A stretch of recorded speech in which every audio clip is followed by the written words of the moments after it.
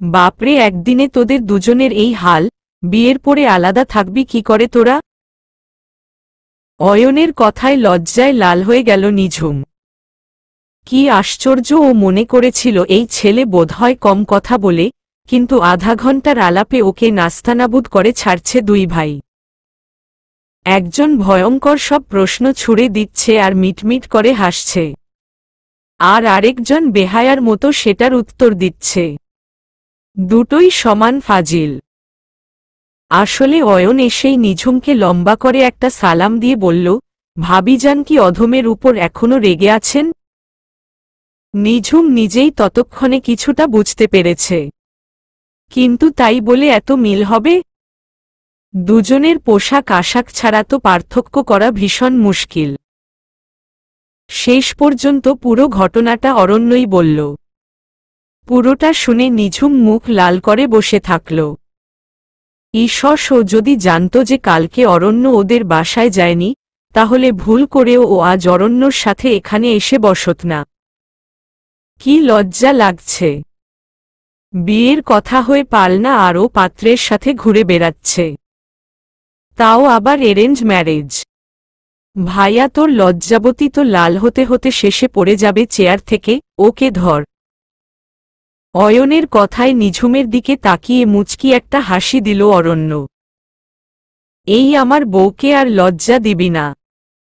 অরণ্যর কথায় বুক ধরাস ধরাস করে উঠল নিঝুমের। কি লাগামহীন কথাবার্তা চলছে দুই ভাইয়ের। বিয়ের কথার বউ হয়নি আর একজন দেখো বউ বউ করে ডাকছে। কি অসভ্য! নিঝুম ওদের কথা শুনে লজ্জাবনত মুখে একটা স্মিত হাসি দেওয়া ছাড়া আর কিছু বলার সাহস পেল না। বলে যদি শেষে বিপদে পড়ে। তোমরা তাহলে থাক, আমি এখন চলি। তোমাদের মধ্যে কাবাব মে হাড্ডি হবার কোনো শখ নেই আমার। চেয়ারটা পেছনে ঠেলে উঠে দাঁড়াল অয়ন। ওকে দাঁড়াতে দেখে নিঝুমও বলল, আমিও এখন যাব। সেই সকালে বেরিয়েছি। ঝুম, প্লিজ একটু বসো, চিন্তা কর না, আমি তোমাকে পৌঁছে দেব বাসায়। অরণ্যর কথায় হো হো করে হেসে ফেলল অয়ন। ভালো বলেছিস ভাইয়া, কাল তুই বললি বিয়ে ভাঙতে আর আজ ছাদনাতলায় যাওয়ার জন্য তুই এক পায়ে খাড়া। তা আমার ঝুম ভাবি তোকে বিয়ে করতে রাজি তো? অয়নের কথা শুনে নিঝুমের মনে হল অরণ্যর মাথাটা ফাটায়। কি লজ্জা! সাথে সাথে আরেকজন বলে বসল, এই ঝুম, শুধু আমি আদর করে ডাকব, তোরা ভুল করেও ওকে এই নামে ডাকবি না। নিঝুমের মনে হল ও আর আজ কাউকে মুখ দেখাতে পারবে না। কি নির্লজ্জ এই লোক! হসপিটালে তো খুব ভদ্র মনে হয়েছিল।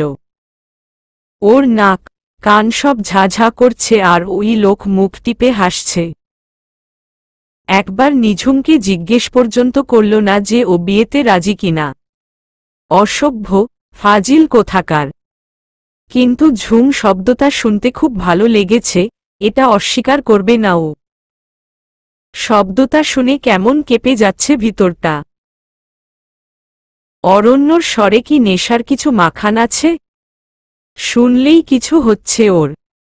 অয়ন বেরিয়ে যেতেই লজ্জায় গুটিসুটি হয়ে বসল এবার নিঝুম। তখন ওর মাথায় অভিমান, দুঃখ এরা দখল করেছিল বলে সমস্যা হয়নি। কিন্তু এখন এই লোকের সাথে একা ও কি করে বসে থাকবে? হাঁটু কাঁপছে ওর সমানে। আমি বাসায় যাব। নিঝুম কোনোমতে বলল। নিশ্চয়ই যাবে। আমি তো বললাম, আমি নিজে তোমাকে নামিয়ে দিয়ে আসব। অরণ্য বলল। নিঝুম আর চোখে তাকিয়ে দেখল অরণ্য ওকে বেশ মনোযোগ দিয়ে দেখছে, খুব বেশি মনোযোগ। শেয়াল যেমন মুরগিকে দেখে। নিঝুম অস্বস্তির সাথে ওর কামিজটা টেনেটুনে ঠিক করল, ওড়নাটা আবার একটু সামনে আনল। ওই লোক তার চোখের দৃষ্টি দিয়ে নিঝুমের ভেতরটা এফোরোফোর করছে। ঝুম, আমি কি মাকে বলবো যে তোমাদের বাসায় ফোন করে হ্যাঁ বলতে? তুমি কি আমার সাথে তোমার জীবনটা কাটাতে আগ্রহী? আমি কিন্তু এখন সিরিয়াসলি প্রশ্ন করছি। আমার জব আর লাইফস্টাইল দুটোই কিন্তু খুব যন্ত্রণাদায়ক, সাথে বিপজ্জনক। অরণ্যর প্রশ্নে পেটের ভেতর হাজারটা প্রজাপতি ওড়াওড়ি শুরু করল নিঝুমের। কিন্তু এখন অরণ্যের কথাগুলো সিরিয়াস। নিঝুম ঘামতে লাগল। কি বলবে? এক চেনে না জানে না ভালো করে। এখন লোকটার যদি কারো সাথে সম্পর্ক থেকে থাকে, এমন তো হতেই পারে যে কাল এই জন্য আসেনি যে ওর কোনো গার্লফ্রেন্ড আছে। কিন্তু তাই বা কি করে হয়? হসপিটালে যেভাবে হাত ধরেছিল, ওই হাত ধরা চেহারাতেই না নিঝুম আছার খেল। কিন্তু আর কিছুই তো জানে না ভালো করে। শুধু দেখতে ভালো দেখেই কি কারো ব্যাপারে হুট করে সিদ্ধান্ত নেওয়া উচিত? অবশ্য প্রস্তাবটা তো পারিবারিকভাবেই এসেছে। আমি কি তাহলে আম্মুকে মানা করে দিব? অরণ্য ওর কনফিউজ চেহারা দেখে কথাটা না বলে পারে না। অরণ্য নিজেও আসলে ওর নিজের আচরণের কোনো মাথা মুন্ডু কিছু খুঁজে পাচ্ছে না। কিন্তু ও হেল্পলেস। কোনো মেয়ের সাথে হৃদয় ঘটিত ব্যাপারে ও 100 হাত দূরত্ব বজায় রাখত। ওর ভাষায় এরা দাহ্য পদার্থ, খালি মনকে পোড়ায়। তাই বলে বিয়ে করবে না এ ধরনের কোনো পণ অবশ্য ছিল না। তাই গাইগুই করেও শেষ পর্যন্ত মেয়ে দেখতে রাজি হয়েছিল। ভেজাল করল ওই অ্যাক্সিডেন্ট। এখন বিয়ে তো বিয়ে, বিয়ে না করলে ওর জান যায় অবস্থা। কাল থেকে এখন পর্যন্ত নিঝুম ওর মাথার থেকে 1 সেকেন্ডের জন্য সরেনি। এভাবে চলতে থাকলে তো ও শেষ।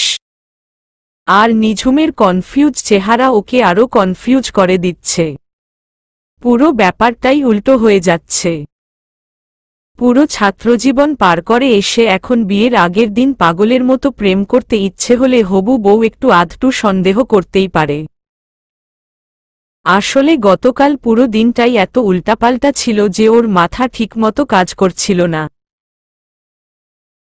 একটার পর একটা ঘটনা ওকে পাজল করে দিয়েছিল। কিন্তু এই মুহূর্তে নিঝুমের চেহারাটা ওকে রাশ টানার কথা মনে করিয়ে দিল। সত্যিই তো ওকে। নিঝুমকে এভাবে বলাটা বোধহয় একদম উচিত হয়নি। ও কি নিঝুমকে সরি বলবে? ওর আচরণ যে একটু বেশি ওভার এক্সাইটেড হয়ে যাচ্ছে ব্যাপারটা খেয়াল ছিল না ওর। অরণ্যর কথায় মুখটা আবার অন্ধকার হয়ে গেল নিঝুমের। মাকে মানা করে দিবে? কেন? বোকার মতো প্রশ্ন করে ফেলল এবার নিঝুমি। মাকে কেন মানা করবেন? কারণ তুমি আমার প্রশ্ন শুনে দ্বিধায় পড়ে গেছ। অরণ্য এবার হেসে ফেলল। নাহার মেয়েটাকে ঘুরায় পেঁচায় লাভ নাই। মাকে না বলে দেবে একথা শোনার সাথে সাথেই মুখ যেভাবে অন্ধকার হয়ে গিয়েছে, তাতে উত্তরও পেয়ে গেছে। শুধু অপমানিত মনোভাব থাকলে আজ অরণ্য যেভাবে ওর পিছনে দৌড়েছে তাতেই খুশি হয়ে যেত। এই মেয়ের ওকে হারানোর ভয় আছে, এতেই অরণ্য খুশি। আর কিছু লাগবে না। না মানে আমি আপনি মানে বিয়ে। নিঝুমের কথা সব আটকে জট পাকিয়ে যাচ্ছিল। লোকটা খালি ওকে উল্টো বোঝে কেন? এরকম হুট করে প্রশ্ন করলে ও কি করে বলে যে হ্যাঁ আমি তো কালকে থেকেই রাজি? খুব খারাপ লোকটা। নিঝুম অসহায়ের মতো অরণ্যর দিকে তাকিয়েই আবার চোখ সরিয়ে নিল। মায়াভরা একজোড়া চোখ ঠিক ওর চোখের দিকে একদৃষ্টিতে তাকিয়ে আছে। ওই তাকানোতে কি আছে জানে না নিঝুম, কিন্তু ওর ভেতরে ভেতরে প্রচণ্ড আকারে ভাঙচুর চলছে। ওই চাহনি ওকে সাতরঙা রংধনুর সুতো দিয়ে স্বপ্ন দেখার লোভ দেখাচ্ছে। এই স্বপ্ন দেখার লোভ সামলানোর উপায় জানা নেই নিঝুমের। তাহলে বিকেলে তোমাদের বাসায় আসি? অরণ্য নিজের ঠোঁটের কোনো কামড়ে ধরে নিঝুমকে জিজ্ঞেস করল। আজ বিকেলে? এত তাড়াতাড়ি? কেন সমস্যা?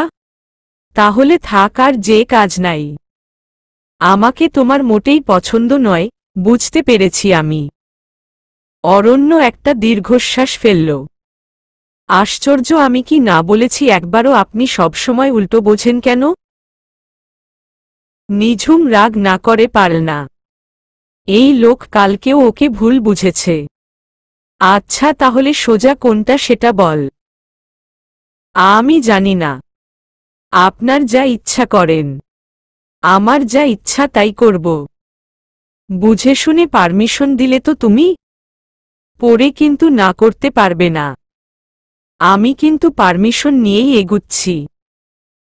অরণ্যর কথাটা দুষ্টুমিচ্ছলে বলা, কিন্তু ওর চোখে চোখ পড়তেই উত্তর দেওয়ার ক্ষমতা হারিয়ে ফেলল নিঝুম। অরণ্য কেমন ঘোরলাগা চোখে ওর ঠোঁটের দিকে তাকিয়ে আছে। নিঝুম তাকাতেই নিঃশব্দে একটা ঢোক গিলল অরণ্য। নিঝুম ওকে ক্রমশ আনকন্ট্রোল করে ফেলছে। এতদিনের চেনা নিজেকে এতটা প্রগল্ভ হতে দেখেনি অরণ্য নিজেও।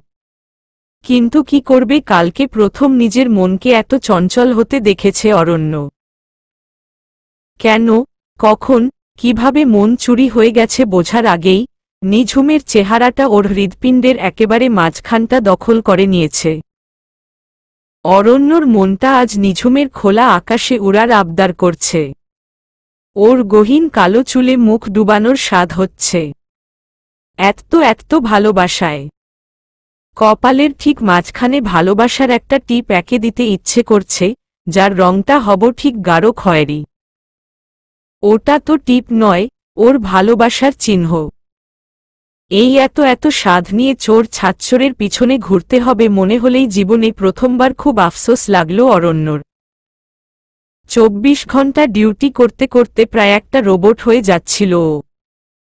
নিঝুমকে দেখে আবার মানুষ হতে খুব ইচ্ছে হচ্ছে। ওর সামনে নিঝুমকে এরকম লজ্জায় লাল হতে দেখে হুঁশ হল অরণ্যর। ও আসলে নিজের মধ্যে ডুবে গিয়েছিল। উহু। গলাটা কেশে একবার পরিষ্কার করল অরণ্য।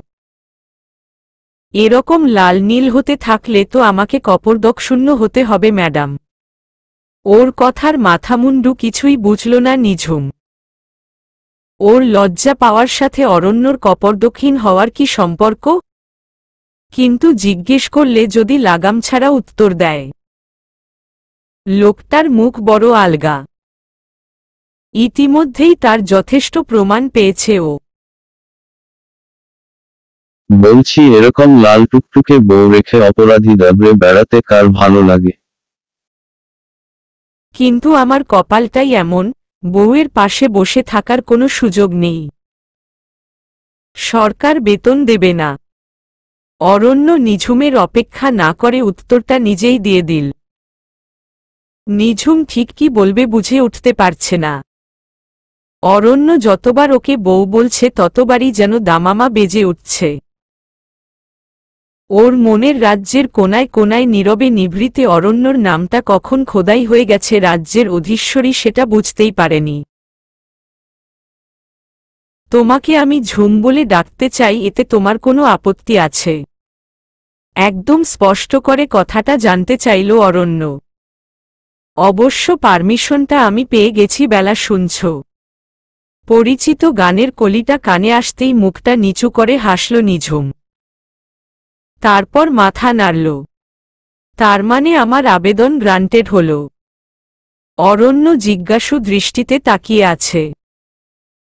নিঝুম আর উত্তর করল না। কি অসভ্য! অরণ্য খুব মজা পাচ্ছে নিঝুমকে জ্বালাতন করতে পেরে। আচ্ছা তাহলে আমি কাল তোমাদের বাসায় আসি? অরণ্য জিজ্ঞেস করল। কাল? কিন্তু একটু আগে যে বললেন বিকেলে আসবেন? প্রশ্ন করেই আবার কথা ঘোরাল নিঝুম। না মানে আমি বাবাকে কি বলবো তাই জিজ্ঞেস করলাম। বলেই জিভ কাটল নিঝুম।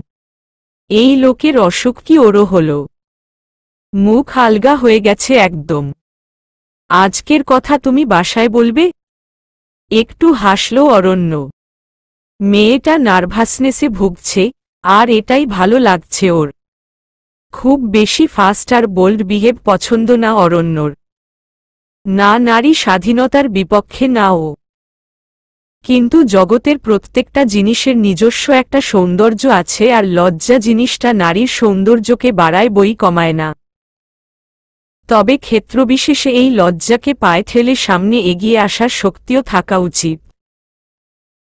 কিন্তু প্রয়োজনে নিজের শক্তির ব্যবহার আর বিনা কারণে তার প্রয়োগ দুটো আলাদা জিনিস মনে হয় ওর কাছে। না না প্লিজ, এখানে আমাদের দেখা হয়েছে, এটা প্লিজ আমার পরিবারের কাউকে বলবেন না। নিঝুমের স্বরে অনুনয় ঝরে পড়ল। ডোন্ট ওরি, আমি বলবো না। তোমার চিন্তাও আমাকে এখন করতে হবে, তাই না? আফটার অল তুমি আমার লাইফের খুব ইম্পর্টেন্ট একটা অংশ হতে যাচ্ছ। অরণ্যর এই সামান্য কথাটা খুব ভালো লাগলো নিঝুমের। কি বলবে বুঝতে না পেরে থ্যাংক ইউই বলল নিঝুম।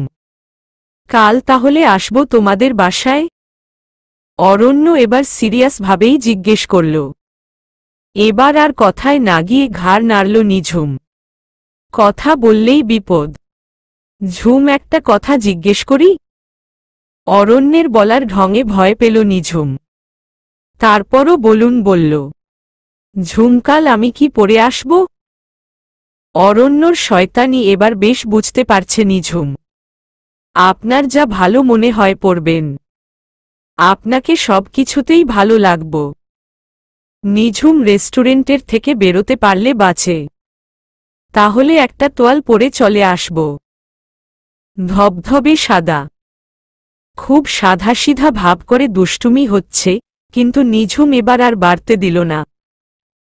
অনেক বেলা হয়ে গেছে, ওকে উঠতে হবে। না একবারে শেরওয়ানি পরে আসেন। এছাড়া আর কি বলবে নিঝুমের মাথায় এল না। এই লোক খালি কথা প্যাঁচায়।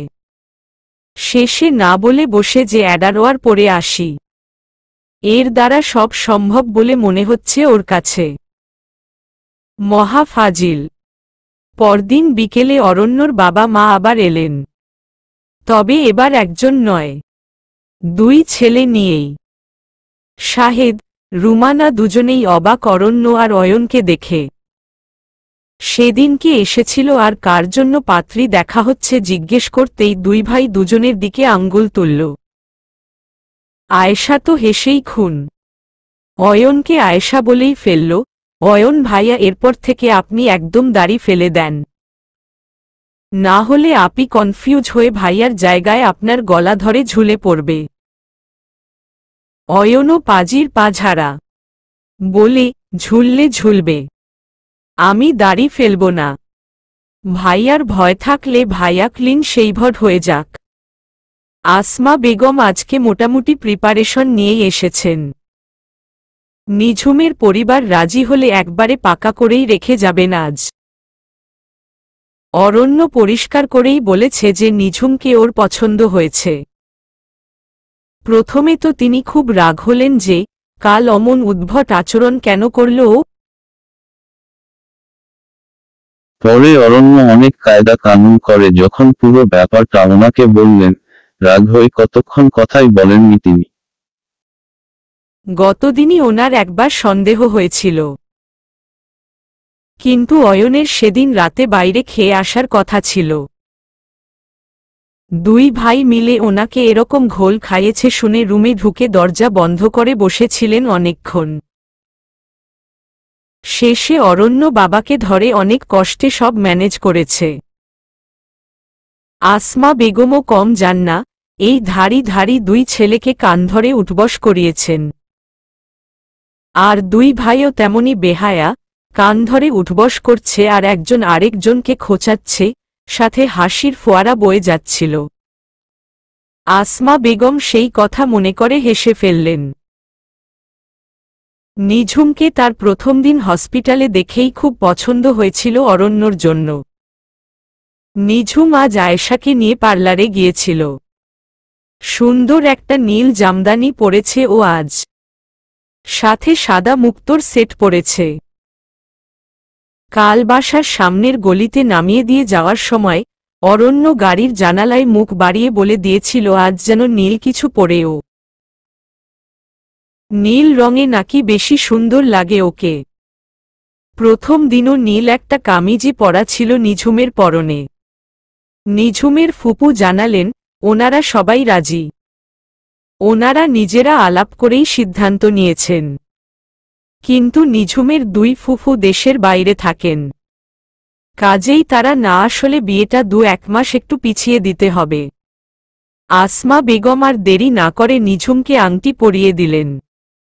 অরণ্যর দাদির একজোড়া চুড়ি আছে, ওটা নিঝুমকে বিয়ের পরে দেবেন। আংটি পরান হয়ে গেলে অয়ন বলল, ভাবি তোমার রুম কোনটা বলতো? এক জায়গায় এরকম গ্যাট হয়ে বসে থাকতে আর ভালো লাগছে না। আয়েশার সাথে সাথে বলে দিল, উপরে গিয়ে ডাইনের রুমটা ভাইয়া, একদম শেষেরটা। চল তো আসু আমরা ভাবির রুমটা কেমন দেখি। অয়নের কথায় বড় ফুপু শেষ পর্যন্ত বলতে বাধ্য হলেন যে, নিঝুম অরণ্যকে তোর রুমটা দেখা। ফুপুর কথায় নিঝুম অসহায় ভঙ্গিতে তাকালো ওর মার দিকে, কিন্তু তিনিও ইশারায় ওকে যেতে বললেন। নিঝুমের অবস্থা দেখে অরণ্য মুখ নিচু করে হেসে ফেলল। নিঝুম একদমই যেতে চাচ্ছিল না। কাল গাড়িতে আসতে আসতে সুযোগ পেয়ে ওর হাত ধরে বসেছিল অরণ্য। পুরো রাস্তায় সিগন্যাল পড়লেই ওই কাজ করেছে। এখন আবার রুমে গেলে কি করে কে জানে। আশু তুই ওনাদের নিয়ে যা, আমি আসছি। নিঝুম আশুর কানে কানে বলল। কিন্তু আপু আয়েশা হেসে ফেলল। ভাইয়া তোর রুমে বসে একা একা করবেটা কি? আরে তুই জানা, আমি আসছি। নিঝুমের পীড়াপিড়িতে আশু শেষ পর্যন্ত অয়ন আর অরণ্যকে নিয়ে উপরে গেল। নিঝুম তাড়াতাড়ি রান্নাঘরে গিয়ে ঢুকল। এখানে থাকলে কিছু সময় অন্তত বাঁচা যাবে ওদের শয়তানির হাত থেকে। অরণ্য একা থাকলে যতটা মারাত্মক, দুভাই থাকলে তার চেয়ে বেশি বিপজ্জনক। দুটো শরীর কিন্তু মাথা মনে হয় একটা, এক্কেবারে গরুর শিংয়ের মতো। এই জন্য একসাথে হলেই শক্তি বেড়ে যায়। আর ওদের দুষ্টুমিও। কি রে নিঝু, তুই এখানে রান্নাঘরে কি করিস? রুমানা অবাক হয়ে জিজ্ঞেস করলেন। মেয়ে এরকম রান্নাঘরের কোনায় এসে দাঁড়িয়ে আছে কেন? না মানে পানি মানে নিঝুম কি বলবে বুঝতে পারছে না। কেন যেন আজ অরণ্যকে দেখে ওর নার্ভাসনেস বেড়ে গেছে। শেষ পর্যন্ত বিয়েটা হবে তো? নিঝুম তাড়াতাড়ি কিচেনের কাউন্টারটা আঁকড়ে ধরল। বুঝতে পারছে না, ওর তো ভীষণ খুশি হওয়া উচিত। কিন্তু সেটা বাদ দিয়ে কেন যেন অরণ্য মাথা নিচু করে হাসছে, এই দৃশ্য মনে পড়ছে আর বুক মোচড় দিয়ে দিয়ে উঠছে। এই লোক ওকে ফেলে হারিয়ে যাবে না তো? পানি কি ওরা কেউ খেতে চেয়েছে? রুমানা ট্রেতে খাবার উঠাতে উঠাতে আবার জিজ্ঞেস করলেন। হ্যাঁ মানে, ওই অয়ন। না মানে উনি মানে ওর হরবর শুনে রুমানা মাথা নাড়লেন। এই মেয়ে দিয়ে কিচ্ছু হবে না। 2 গ্লাস পানি ট্রেতে করে নিয়ে যা, বলে রুমানা চলে গেলেন। হুম। মাথা নেড়ে সায় জানালো নিঝুম। খানিক পরে পা টিপে টিপে উপরে এল নিঝুম। না কারে সারা শব্দ পাওয়া যাচ্ছে না। নিজের ঘরের দরজার সামনে দাঁড়িয়ে কিছুক্ষণ চোখ বন্ধ করে থেমে বড় করে একটা দম নিল ও। এরপর সোজা ঘরে ঢুকল। কিন্তু ওকে অবাক করে দিয়ে রুমটা একেবারেই ফাঁকা। মনটাই কেন যেন ভীষণ খারাপ হয়ে গেল। ওরা বোধহয় আশুর রুম দেখতে গেছে। তারপরও নিঝুম বারান্দায় গিয়ে চেক করল একবার। না, বারান্দা দিয়ে নিচটাও পুরো দেখা যাচ্ছে, সেখানেও কিছু নেই। কোথায় গেল? আশু আর অয়ন না হয় গেল, কিন্তু অরণ্য তো থাকতে পারত। মনটা ভার হয়ে এলো ওর। ওর সাথে আসেনি বলেই থাকা যাবে না? কিন্তু ওরা গেল কোথায়? একদম সারা শব্দ নেই। মনে হয় ও উপরে আসার আগেই নিচে নেমে গেছে। ট্রেটা টেবিলে রেখে আয়নায় নিজেকে দেখল আবার নিঝুম। না, একেবারে খারাপ লাগছে না। যদিও অরণ্যের পাশে ওর রংটা একটু চাপাই লাগে, কিন্তু আজকে এই গাঢ় নীল রঙের জন্য ওর রংটা উজ্জ্বল শ্যামলা থেকে বেশ ফর্সাই লাগছে। দরজাটা বন্ধ করে শাড়ির কুচিগুলো আবার ঠিক করল ও। এরপর আঁচলের ভাঁজ খুলে মেলে পড়তে গেল। ওভাবে কেমন টেনে ধরছিল শাড়িটা, ওর অস্বস্তি লাগছিল গলার কাছটায়। শাড়ি পরার অভ্যাস একটু আছে ওর, কলেজ থেকেই কোনো ফাংশন হলে পরে, কিন্তু আশু ওর চেয়ে ভালো শাড়ি হ্যান্ডেল করতে পারে। হঠাৎ দরজায় খটখট শব্দ শুনে চমকে তাকালো নিঝুম। এই আপু, তাড়াতাড়ি নিচে আয়, আম্মু ডাকছে। আয়েশার গলা শুনে হাফ ছেড়ে বাঁচল নিঝুম। ভয় পেয়ে গিয়েছিল ও। আসছি, তুই যা। তড়িঘড়ি করে সেফটি পিন লাগাতে গিয়ে বারবার বেকায়দা জায়গায় আটকাচ্ছিল ওটা। মেজাজ গরম হচ্ছিল খুব নিঝুমের। সাথে সুন্দর করে হাত খোপা করেছিল একটা, ওটাও খুলে গেল। রাগে কান্না এসে গেল ওর। সব এক্ষুনি হওয়া লাগবে। তাড়াতাড়ি আঁচল রেখে খোপা করতে গেল ও। কিন্তু খুট করে একটা শব্দ হতেই পাই করে ঘুরে দাঁড়াল নিঝুম। অরণ্য ওয়াশরুম থেকে বের হয়ে শ্বাস নিতে ভুলে গেল। ওর সামনে 2 বা 3 হাত দূরে নিঝুম বুকের কাপড় ফেলে দাঁড়ান। গাঢ় নীল 3/4 ব্লাউজটা কোমর পর্যন্ত নামান। ব্লাউজের আশপাশটায় মনে হচ্ছে আগুন জ্বলছে। অরণ্যর মনে হলো ওর চোখ জ্বলে যাচ্ছে। অজান্তেই ঢোক গিলল ও। চোখ দুটো ওর সুদৃশ্য পর্বতচূড়ায় গ্লুর মতো আটকে গেছে। ঘটনাটা কয়েক সেকেন্ডের। পরের মুহূর্তেই দুজনে ঘুরে দাঁড়াল। নিঝুম আগে কোনোদিন এরকম খারাপ পরিস্থিতিতে পড়েনি। লজ্জায় ওর হাত পা থরথর করে কাঁপছিল। এরকম ভয়ন লজ্জাজনক পরিস্থিতিতে মানুষ কি করে? ওর মাথা মনে হয় ফ্রিজ হয়ে গেছে। কি হবে এখন? অরণ্য নিশ্চয়ই খুব খারাপ মেয়ে ভাববে ওকে। হঠাৎ শব্দ করে ফুপিয়ে কেঁদে ফেলল নিঝুম। অরণ্য তাড়াতাড়ি বেরিয়ে যেতে গিয়ে থমকে দাঁড়াল। ঝুম কাঁদছে কেন? হঠাৎ মাথায় হাতের ছোঁয়া পেয়ে ঘুরে তাকালো নিঝুম। আঁচলটা ততক্ষণে বুকের সাথে ভালো করে আঁকড়ে নিয়েছে ও।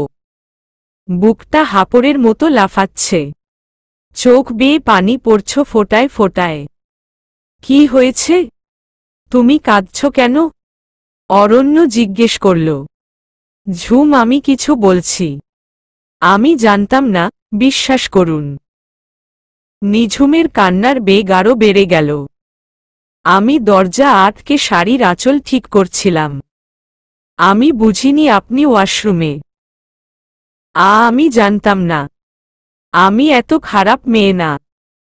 অরণ্য প্রথমে বুঝতে পারেনি নিঝুমের কথা। বোঝার সাথে সাথে নিঝুমকে বুকের মধ্যে টেনে নিল। ওই বোকা মেয়ে, এখানে খারাপ মেয়ে ভালো মেয়ের কি আছে? আমি জানতাম না। নিঝুম তখনও ফুপিয়ে যাচ্ছে। অরণ্য কি ভাবল ওকে? তুমি কি পাগল ঝুম? এটা একটা দুর্ঘটনা। আর আমরা দুজনের কেউই এটা ইচ্ছে করে তো করিনি। না তুমি জানতে, আর না আমি। সব জিনিসের কি ব্যাখ্যা হয় বল? অরণ্য নিঝুমের মুখের উপর থেকে খোলা চুলগুলো সরিয়ে দিল।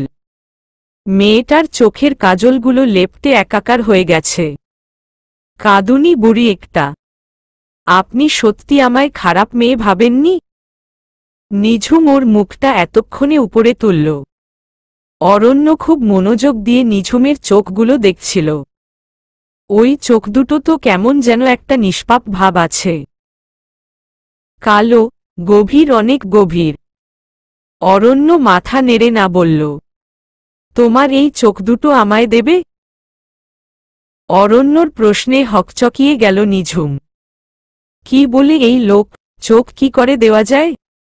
বুঝলাম না। নিঝুম বুঝতে না পেরে বলেই ফেলল। অরণ্য নিঝুমের উত্তর শুনে ওর দিকে অপলক তাকিয়ে থাকল আরও কিছু সময়। তারপর অসম্ভব সাহসের একটা কাজ করে ফেলল।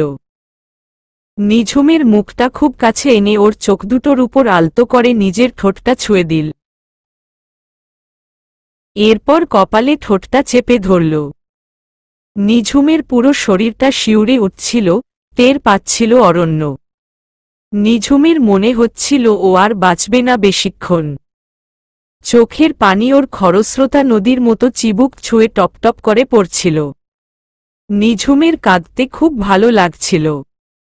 এই যে দুটো হাত ওকে সবলে আঁকড়ে রেখেছে, সারা জীবন এভাবে ওকে ধরে থাকবে তো? হারিয়ে যাবে না তো ওর চোখে আবির ছড়িয়ে? নিজের অজান্তেই অরণ্যর পাঞ্জাবির বোতামগুলি মুঠি করে ধরল নিঝুম। ওর হারাবার খুব ভয়। অরণ্য তখনও ওর মাথায় হাত বুলিয়ে যাচ্ছে। তুমি এত মিষ্টি কেন বলতো বউ? এত মিষ্টি হলে আমি তো ডায়াবেটিস হয়েই মরে যাব।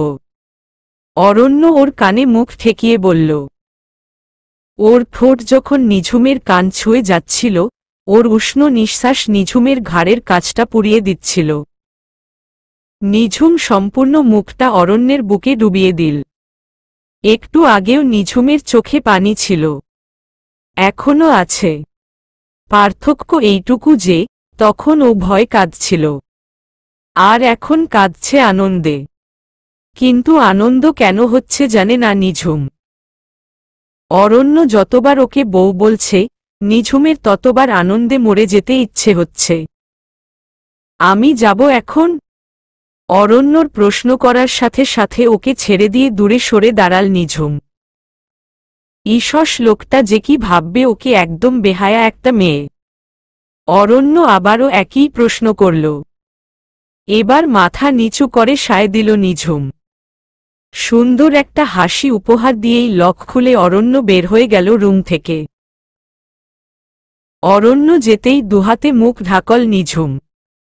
নিজের কপালে হাতটা ছোঁয়াল। একদিনে লোকটা ওর মনের এত কাছে এল কি করে?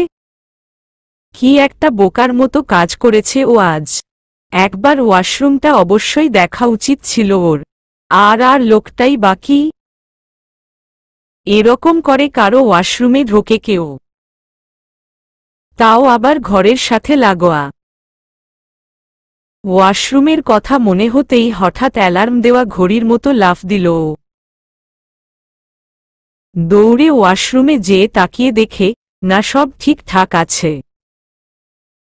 ও যখন নিচে নামল ততক্ষণে সবাই ডাইনিং রুমে খাবার খেতে বসে গেছে। ওকে দেখে বড় ফুপি বেশ রাগ করল। ও এতক্ষণ কোথায় হাওয়া হয়েছিল? নিঝুম আর অরণ্যর দিকে তাকায়নি। তখন অমন করে লোকটাকে জড়িয়ে ধরলেও এখন বড্ড লজ্জা লাগছে। আসলে ঘটনার আকস্মিকতায় ও নিজেকে নিয়ন্ত্রণে রাখতে পারেনি।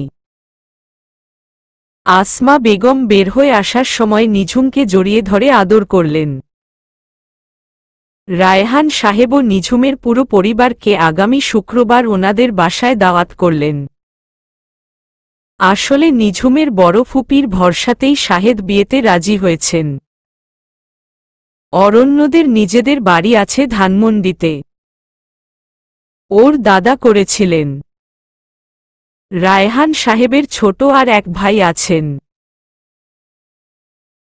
উনি সিঙ্গাপুরে সেটেল হয়েছেন। ওনারও এক ছেলে। আসমা বেগম না থাকলেও বাসা মোটামুটি মেয়ে মানুষ বিবর্জিত। আসমা বেগমের বড় বোনের অবশ্য 2 মেয়ে 1 ছেলে, কিন্তু তারাও সব দেশের বাইরে। তাই নিঝুম গেলে ওই বাড়ির লোকজন একটু মেয়েমানুষের হাতের ছোঁয়া পাবে। আসমা বেগম এতেই খুশি। অরণ্য চলে যাওয়ার আগে কি যেন ফুসুর ফুসুর করল আশুর সাথে। নিঝুম দেখেও না দেখার ভান করেছে। দূর থেকে সব লক্ষ্য করেছে ও, কিন্তু খুব বেশি কাছে যায়নি। আজ দুজনেই উল্টোপাল্টা কাজ খুব বেশি করে ফেলেছে। এতটা এগুনো মোটেই ঠিক হয়নি। শুধু একটা আংটি পরানোতেই একেবারে চুমু খাওয়া কি ঠিক? বেহায়া হয়ে যাচ্ছিস নিঝুম। নিজেই নিজের কানটা একটু টেনে দিল ও। কিন্তু ও কি ইচ্ছা করে করেছে নাকি? কিন্তু ও তো ঠেকাওনি। আলতো করে আবার কপালটায় হাত ছোঁয়াল নিঝুম। মুহূর্তটা মনে হতেই মিষ্টি একটা হাসি ছড়িয়ে পড়ল ওর চোখে মুখে। কাপড় পাল্টে নিজের বিছানায় শুয়ে পড়ল নিঝুম। অরণ্যরা না আসা অবধি কি টেনশন যে কাজ করছিল। সত্যিই আসবে তো? চোখের সামনে নিজের হাতটা মেলে ধরে সদ্য পাওয়া আংটিটা বারবার দেখছিল নিঝুম। একদম ছোট্ট একটা ফুল করা আংটিটায়, কিন্তু ডিজাইনটা খুব সুন্দর। আস্তে করে একটা চুমু খেল নিঝুম আংটিটাতে। ওর অমূল্য সম্পত্তি। বুকের কাছটায় কেমন দলা পাকিয়ে এলোর, চোখটা ভিজে আসছে বারবার। এ কেমন সম্পর্ক? একদম কাছের আবার কাছের না। ও কাছে আসলে নিজেকে লুকিয়ে ফেলতে ইচ্ছে করে আর দূরে চলে যেতে চাইলে সহ্য হয় না। দূর ছাই চোখ বন্ধ করলেও ওই লোক। নিঝুম পারলে রবার দিয়ে ওর ছবিটা এখনকার জন্য মুছে দিত ওর মন থেকে। ওই লোক ওকে শান্তিতে ঘুমাতেও দিবে না। চোখ বন্ধ করে বালিশটা কেবল চোখের উপর দিতে যাচ্ছিল, আর সাথে সাথেই ওর ফোনের রিংটোনটা বেজে উঠল। Unknown number. ফোনটা ধরবে কি ধরবে করতে করতেই ফোনটা কেটে গেল। যাহ বাবা। ফোনটা সাইড টেবিলে রেখে শুতে যাচ্ছিল নিঝুম, ফোনটা আবার বেজে উঠল। এবার ফোনটা ধরল ও। অরণ্য না তো। কিন্তু ধরেই হেসে ফেলল নিঝুম। ও পাশে অয়ন। হাসছে ফাজিলটা। ঝুমু ভাবি শোনো, আমিও তোমাকে একটা নাম দিলাম ভালোবেসে। নিঝুম শুনতে পাচ্ছে ওপাশ থেকে অরণ্য বলছে। খবরদার অয়ন, ঝুমকে ওই নাম ধরে ডাকলে আজ তোর একদিন কি আমার একদিন। এক্ষুনি ওই নাম উইথড্র কর। করব না। আমার ভাবিকে আমি যে নামে ইচ্ছা ডাকব তাতে তোর কি? দুভাইয়ের কথায় হাসি চেপে রাখা দায়। না ঝুম আমার বউ, তুই শুধু ভাবি ডাকবি। না হলে তোর মোবাইল কিনার টাকা দিলাম না, বুঝিস কিন্তু। ওদের কথা শুনে হাসিতে নিঝুমের দম আটকে আসছিল। এরা দুটো চাকরি করে? এরকম বাচ্চাদের মতো করে ওরা, বিশ্বাস করা যায়। ভাবি আমি আপাতত রাখছি, ভাইয়া সত্যিই খেপেছে। নাও তোমার মিস্টারকে সামলাও। অয়নের কথায় নিঝুমের পা থকে মাথা পর্যন্ত লজ্জায় লাল হয়ে গেল। বউ বলা কি কম ছিল, যে এখন আবার মিস্টার? হ্যালো ঝুম, জান কি করো? নিঝুমের মনে হল ও 100 তলার উপর থেকে পড়ল। এই লোক কি এত টার্বো ইঞ্জিনের গতিতে এগুচ্ছে? জান। নিঝুম কি উত্তর করবে বুঝতে পারছে না। ঝুম। এবার নরম গলায় ডাকল অরণ্য। জি বিছানায় বসে আছি। নিঝুম উত্তর দিল। আর বসে বসে কি করো? আমাকে ভাব। অরণ্যর গলায় প্রচ্ছন্ন কৌতুক। কি ভয়ঙ্কর এই ছেলে। নিঝুম সাথে সাথে বলল, না চুল বাঁধছিলাম, ঘুমাবো। ওহ, তুমি এত আগে শুয়ে পড়? অরণ্যর স্বরে মনে হয়ে হতাশা ঝরে পড়ল।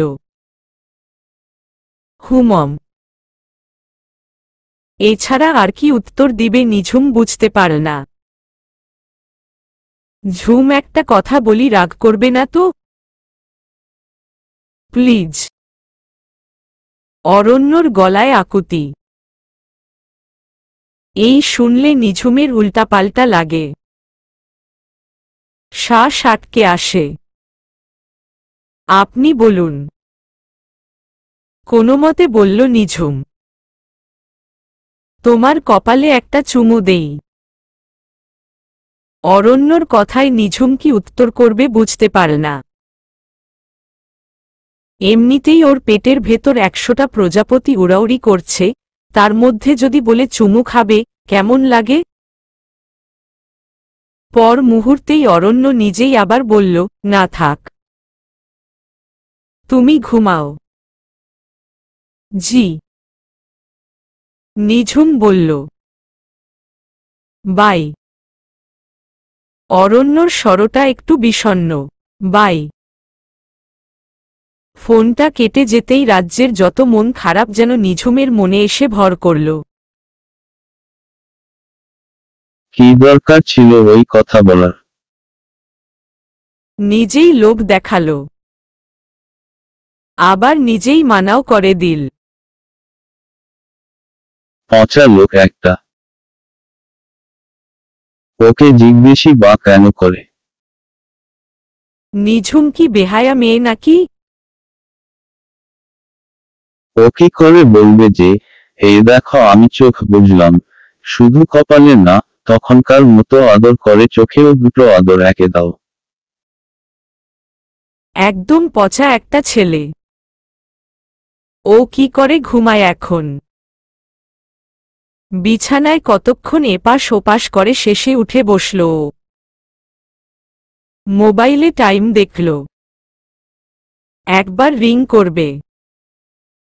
যদি অরণ্য ধরে তাহলে বলবে একাই চাপ লেগে গেছে। একবার করতেও গেল, শেষে বাদ দিল। Bad idea. ওই ছেলে শিউর ধরে ফেলবে। ভীষণ তাদর। বিছানা থেকে উঠে পানি খেল নিঝুম। এবার লাইট অফ করল, তারপর এসে শুয়ে পড়ল। জোর করে হলেও ঘুমাতে হবে, না হলে ডার্ক সার্কেল হবে। ঘুমের প্রবলেম হলেই ওর সমস্যা হয়।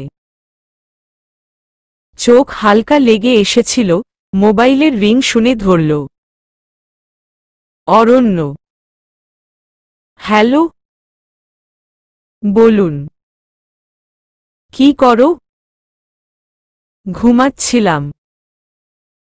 সত্যি? হুম।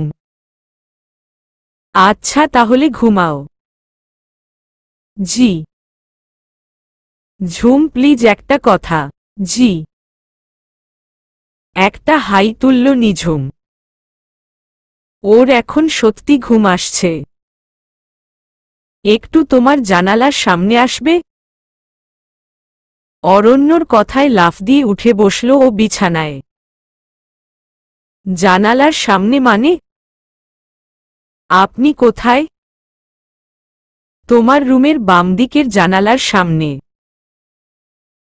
নিঝুম তাড়াতাড়ি জানালা খুলে দিতেই দমকা হাওয়ায় ওর জানালার পর্দাগুলো সব নাচতে লাগল। নিঝুম তাকিয়ে দেখে রাস্তার ওপাশে লাইটপোস্টের নিচে গাড়ি দাঁড় করিয়ে রেখেছে অরণ্য। নিঝুম খুশি হবে না রাগ, বুঝতে পারে না। এত রাতে এগুলো করার কোনো মানে হয়? আপনি কি পাগল? এত রাতে? কি করব, ঘুম আসছিল না।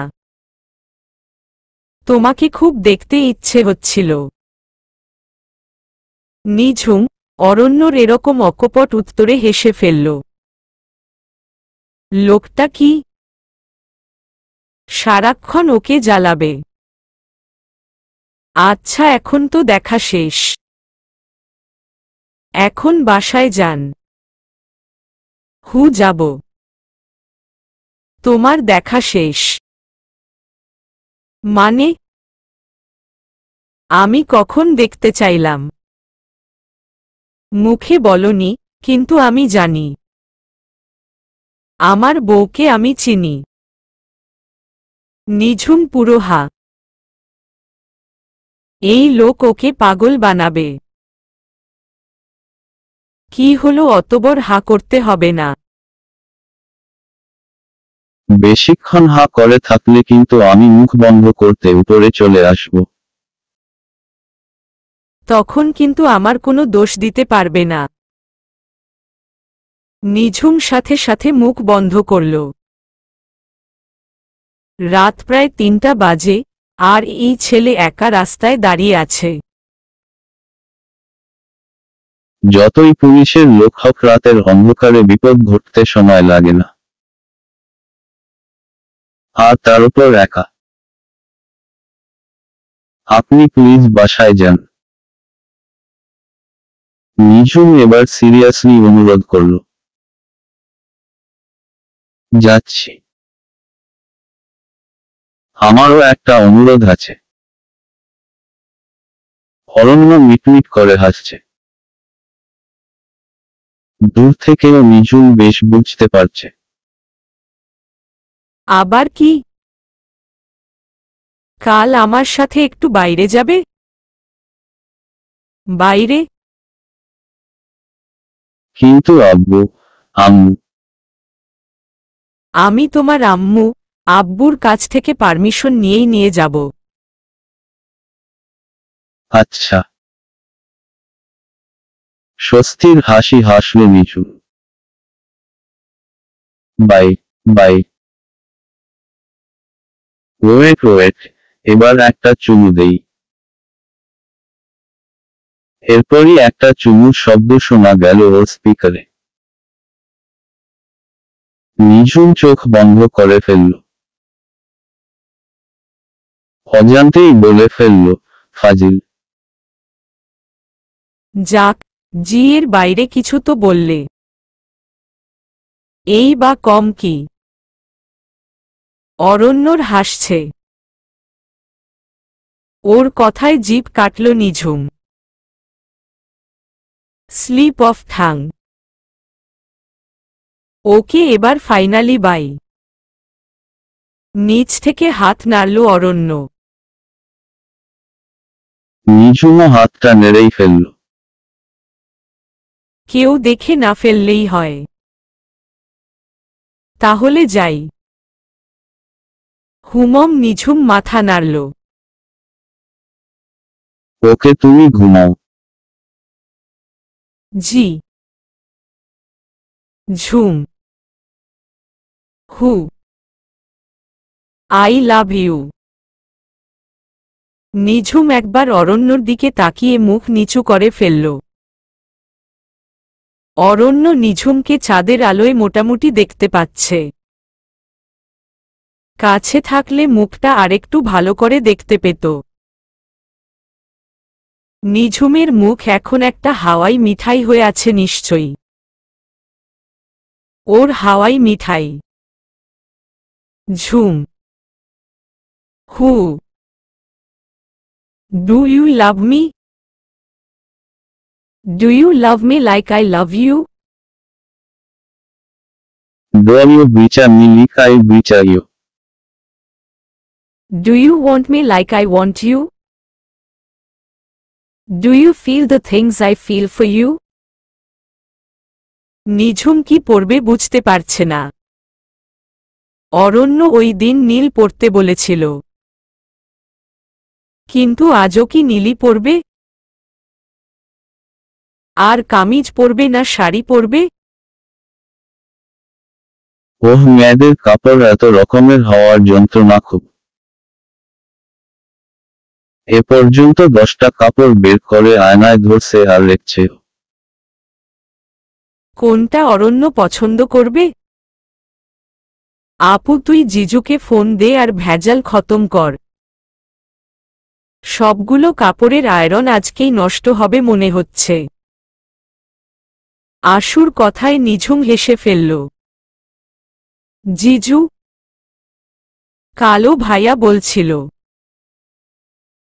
আপু তুই হাসছিস কেন? আমি কি কোনো জোক করলাম? আশু মাথার বালিশটা ঠিক করতে করতে বলল। না রে বাবা। আচ্ছা আর হাসলাম না, কিন্তু তুই আমাকে এই বিপদ থেকে বাঁচা প্লিজ। আমি কোনটা পরব ঠিক করতে পারছি না। নিঝুম আশুর দিকে করুণ দৃষ্টিতে তাকালো। তাহলে বাইরে থেকে আসার সময় আমার জন্য 2টা করনেটো আইসক্রিম আনতে হবে, মনে থাকে যেন। আশু দুআঙুল তুলে দেখালো। দুটো কেন?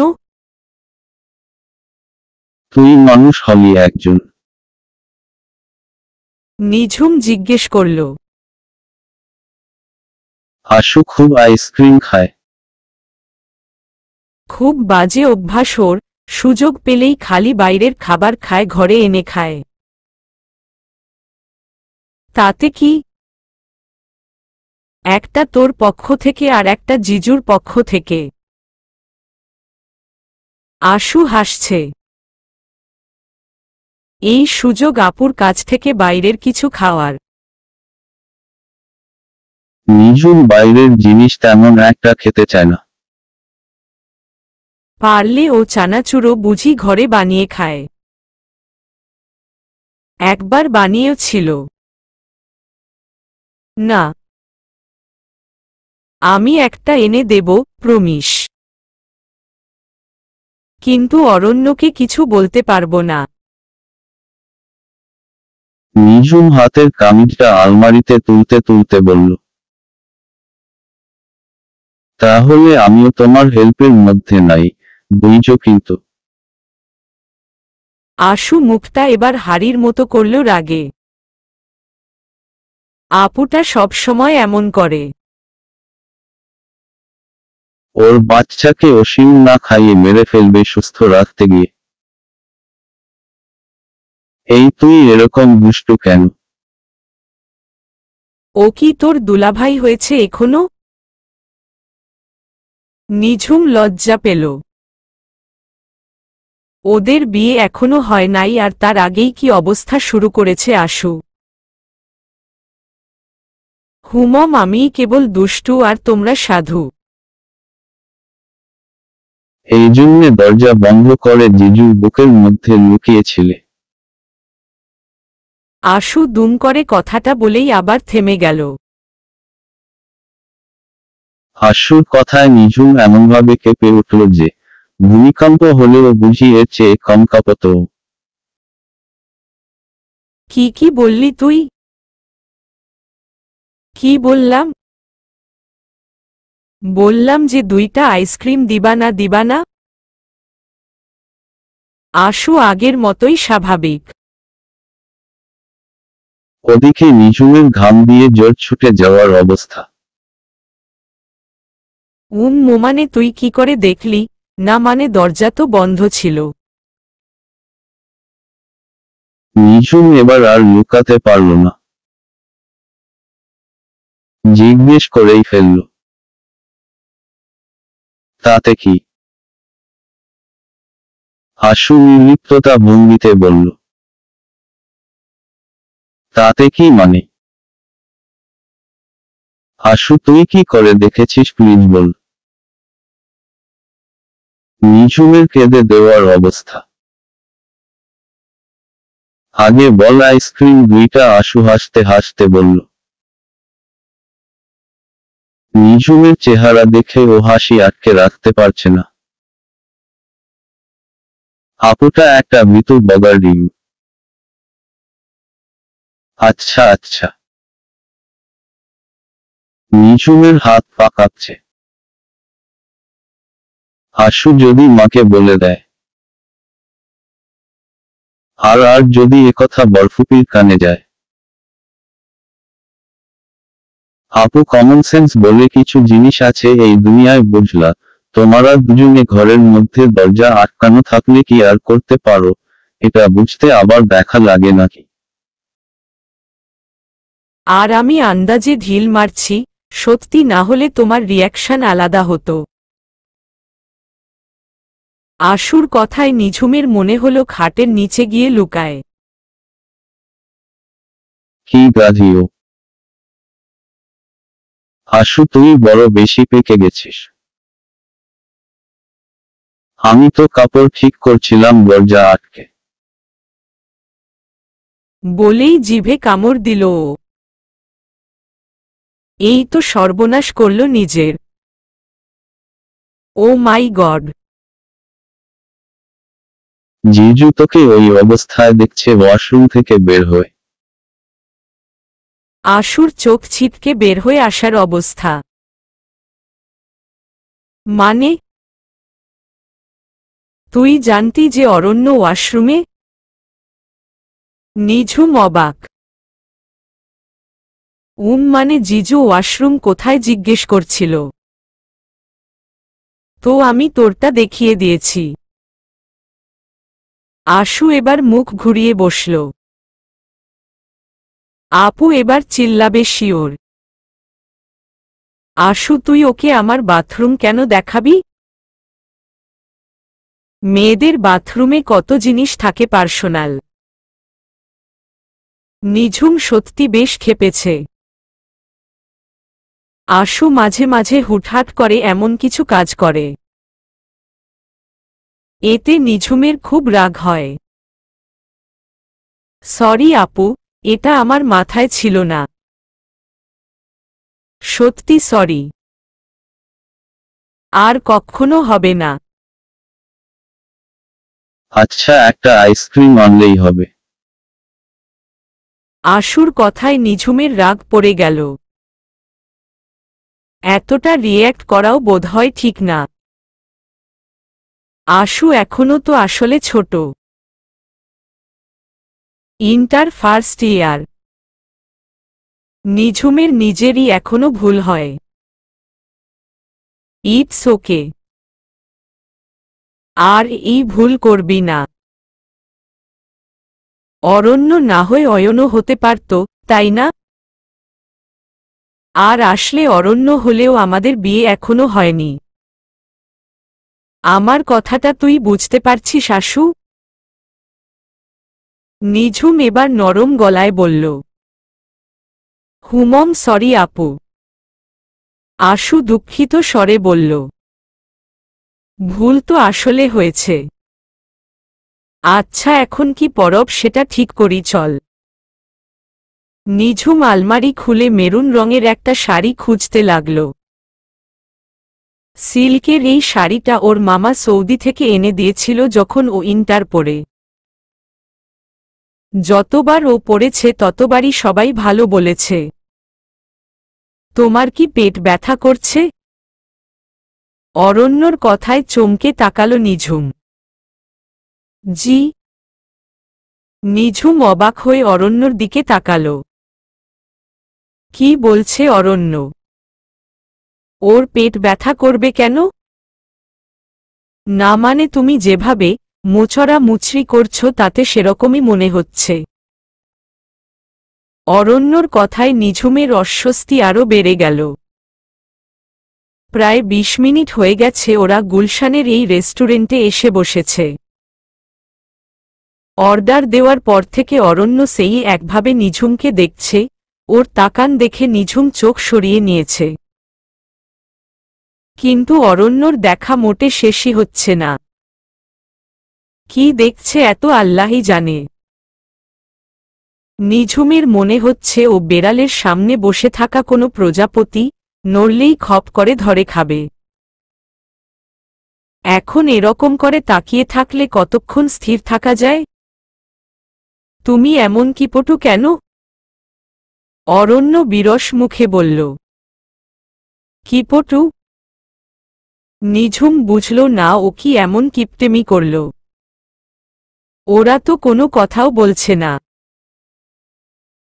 একজন সূর্যের মতো কেন্দ্রে চুপ করে বসে আছে আর আরেকজন শাটল ট্রেনের মতো তার চারপাশে পাক খাচ্ছে ননস্টপ গতিতে, কোনো স্টপেজ খুঁজে পাচ্ছে না।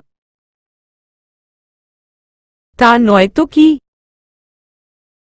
প্রায় 9 ঘন্টা 42 মিনিট পর দেখলাম তোমাকে, আর তুমি আমাকে একটু শান্তি করে তোমাকে দেখতেও দিচ্ছ না। আমি দেখলে কি তোমার কোথাও লস হচ্ছে? অরণ্য ছোট ছেলেদের মতো মুখ করে বলল। নিঝুম এবার আর হাসি আটকে রাখতে পারল না। লোকটা কি একদম পাগল একটা। ওর হাসির শব্দ অরণ্যর মুগ্ধতাকে যেন 4 গুণ বাড়িয়ে দিল। অরণ্য বুঝতে পারছে না নিঝুমের চোখগুলো আসলেই সুন্দর নাকি ওগুলো নিঝুমের চোখ বলেই ওর কাছে খুব বেশি আকর্ষণীয় মনে হচ্ছে। সাথে কাজল দেওয়াতে এত অদ্ভুত একটা ইফেক্ট তৈরি হয়েছে যে ওর মনে হচ্ছে কালকের মতো দুটো আদর একে দেয়। না, এত ধরনের দুর্দান্ত ইচ্ছে নিয়ে নিঝুমকে ও বাড়িতে বেশিদিন ফেলে রাখা যাবে না। বিয়ে আর্জেন্টলি ফিক্সড করতে হবে। স্যার, খাবার কি সার্ভ করব? ওয়েটারের কথায় চমক ভাঙল অরণ্যর। নিঝুম তখনও মুখ নিচু করে হাসছে আর শাড়ির আঁচল আঙুলে পেঁচাচ্ছে। আচ্ছা, নিঝুমকে একটা শাড়ি কিনে দিলে কেমন হয়? এটুকু তো ও এখন দিতেই পারে। তখনই ও মনে মনে সিদ্ধান্ত নিল এখান থেকে বের হয়েই নিঝুমের জন্য একটা শাড়ি কিনবে ও। খাওয়ার সময় তেমন একটা কিছু খেলনা নিঝুম। আর অরণ্য বারবার ওর প্লেটে এটা ওটা সমানে তুলে দিচ্ছে। নিঝুম অরণ্যকে বোঝাতে পারছে না যে লজ্জায় না, ও আসলেই কম খায়। রেস্টুরেন্টে থেকে বের হয়ে অরণ্য ওকে নিয়ে ক্রাফটে গিয়ে ঢুকল। অরণ্য প্রথমে মাটি কালারের একটা শাড়ি কিনল। আন্টির নাকি এটা খুব পছন্দের রং। এরপর একদম টকটকে লাল একটা জামদানি কিনল অরণ্য। নিঝুম প্রথমে বুঝতে পারেনি যে অরণ্য লাল শাড়িটা ওর জন্য কিনেছে। যখন বুঝল ততক্ষণে অরণ্যর বিল পেমেন্ট করা শেষ। অরণ্য, আপনি প্লিজ এগুলো কিছু করবেন না, আমি উইদাউট পারমিশন এটা নিতে পারবো না। নিঝুম ভয় পাওয়া গলায় বলল। ঝুম, এমন করে কেন বলছো? আমি আমার বউকে পছন্দ করে একটা শাড়িও কিনে দিতে পারবো না? অরণ্যর কথায় নিঝুম পড়ল মহা ফ্যাসাদে। কি জবাব দিবে ও এই কথার?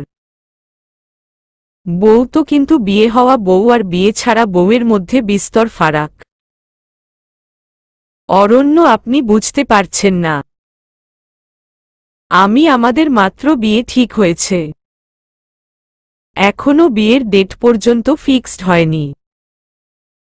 আমি এখন কি করে এটা নেই? নিঝুম বুঝতে পারছে অরণ্য এটা তাকে আন্তরিকভাবেই দিচ্ছে, কিন্তু এই মুহূর্তে এটা ওর পক্ষে নেওয়া সম্ভব না। নিঝুমের সাথে বিয়ে ফিক্সড হওয়ার কি সম্পর্ক? বিয়েটা তো হচ্ছে, তাই না? অরণ্য অবুঝের মতো বলল। ওর খুব রাগ হচ্ছে নিঝুমকে ও যতটা কাছের ভাবে নিঝুম বোধ হয় ওকে সেভাবে ভাবে না।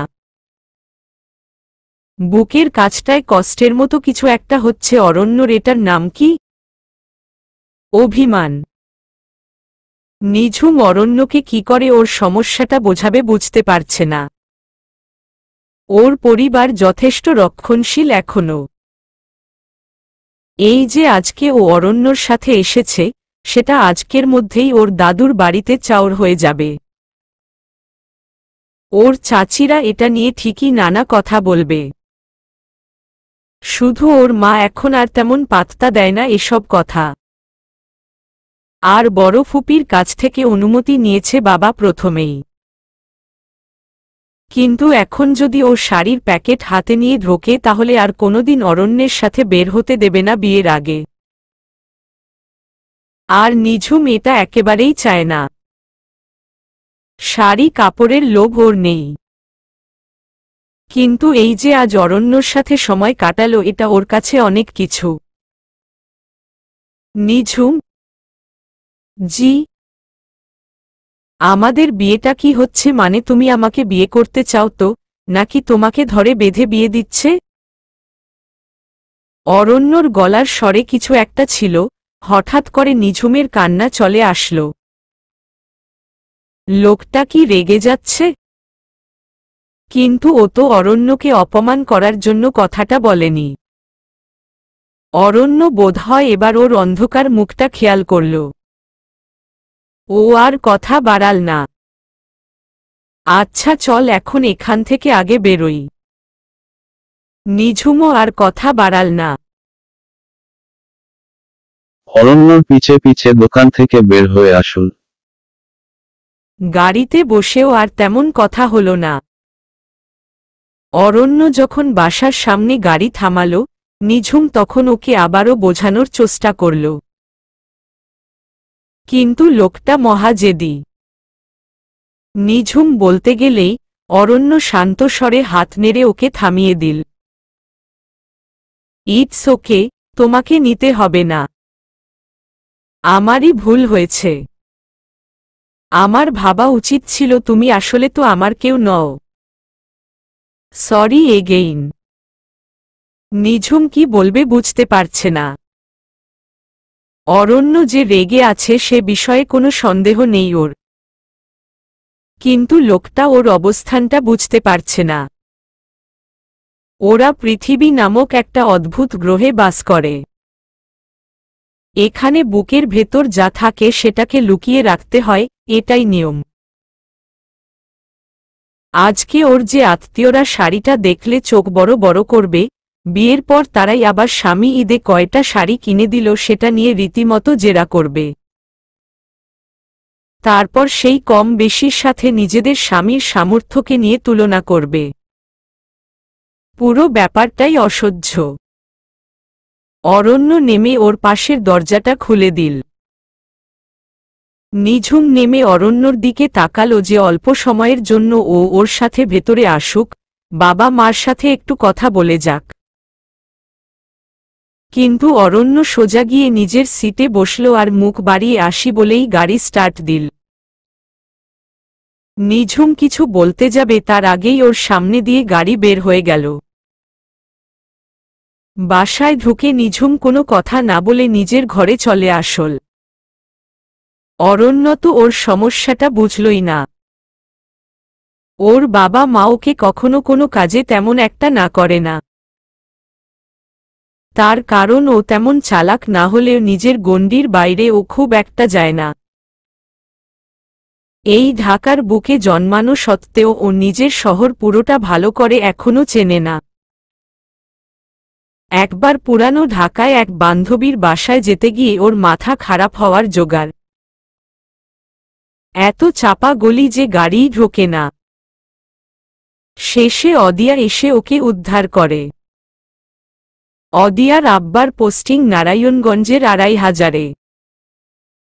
অদিয়া তখন ওর নানুর বাসায় থাকত, টিপু সুলতান রোডে। এরপর থেকে কোনো বান্ধবীর বাসায় গেলেই নিঝুম আগে অদিয়াকে পটায়। আর এখন সেই মেয়ে দুম করে একটা ৮০০০ টাকার শাড়ি নিয়ে বাসায় ঢোকে কি করে? আর অরণ্য ব্যাপারটা রাগের মাথায় না নিলে নিঝুম বোঝাতে পারত যে এমনিতেই মেয়েদের গায়ে ট্যাগ লাগানো থাকে যে মেয়েরা লোভী, যত পারে ছেলেদেরকে শোষণ করে। অথচ কোনো ছেলে বলতে পারবে না তার মা তার বাবার টাকা সব ফুর্তি করে উড়ায়। নিঝুমরাও মধ্যবিত্ত।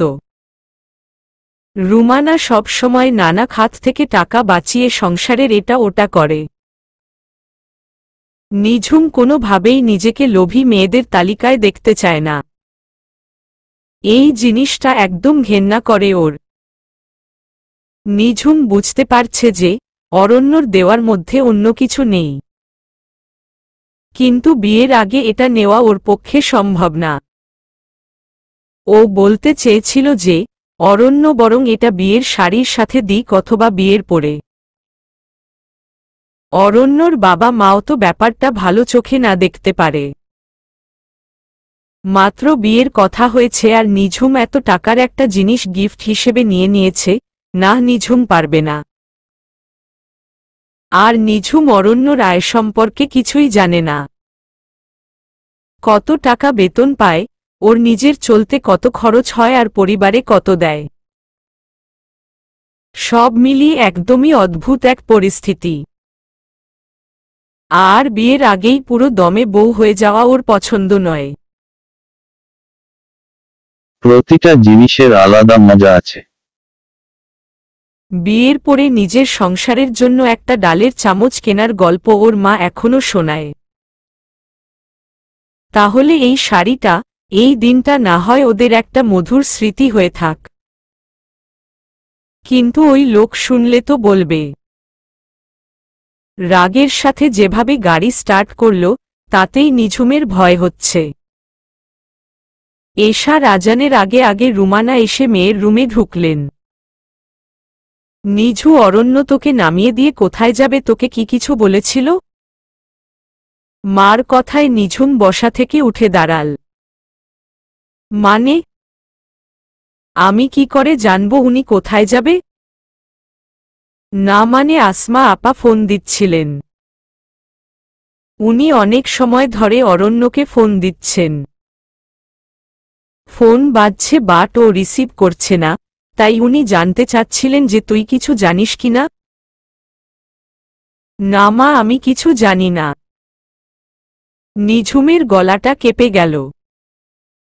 ওর কেমন দম আটকে আসছে। কি বলছে মা এসব? এই ছেলে ওকে মেরে ফেলবে কষ্ট দিয়ে দিয়ে। এতক্ষণ তো একরকম কষ্ট ছিল, কিন্তু এখন কি এক টেনশনে ফেলল মা ওকে। না পেরে অরণ্যর নাম্বারে কল করল নিঝুম। কিন্তু একই অবস্থা। ফোন রিং হয় বাট কল কেউ ধরে না। অবশ্য ওর উপর রাগ হয়ে আছে, সে কারণেও না ধরতে পারে। কিন্তু বেশিক্ষণ চুপ থাকতে পারে না নিঝুম। ওর টেনশনে হাত পা কাঁপছে। অরণ্য ফোন কেন ধরছে না? প্রেমে পড়া বারণ। কারণে অকারণ। আঙুলে আঙুল রাখলেও হাত ধরা বারণ। প্রেমে পড়া বারণ। কারণে অকারণ। আঙুলে আঙুল রাখলেও হাত ধরা বারণ। তোমায় যত গল্প বলার ছিল, তোমায় যত গল্প বলার ছিল, সব পাপড়ি হয়ে গাছের পাশে ছড়িয়ে রয়েছিল। দাওনি তুমি আমায় সেসব কুড়িয়ে নেওয়ার কোনো কারণ।